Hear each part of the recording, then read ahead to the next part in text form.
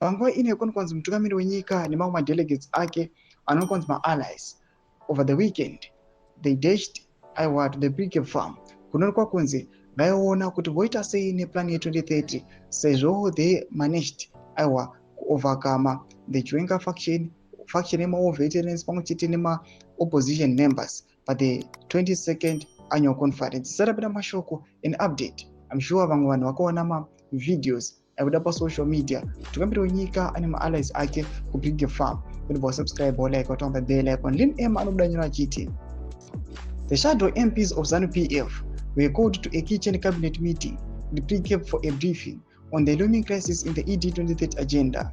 The situation will require Senzo Chabangu, the hired gun for ED2030, to make further recourse in the CCC to accommodate these shadow MPs.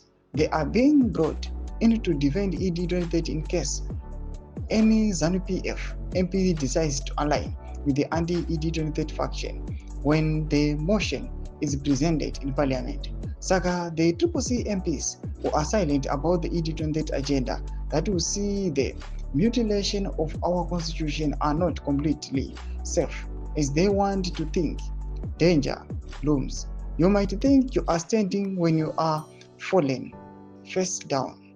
Pray that Chabangu stays longer in India where he is receiving treatment.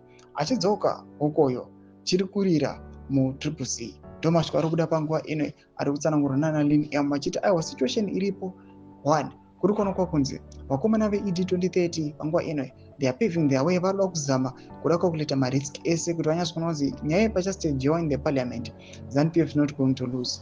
On the other hand, Senzo Chabangu zvekare ari kuonekwa kunzi akuti marumors zvamuri kunzwa kutaurwa nana Lin M chinzi Chabangu ari kunyika India ndoko ari kutritiwa pama-health issues ari kusangana nawo achingodzoka change chakachaya. Amen.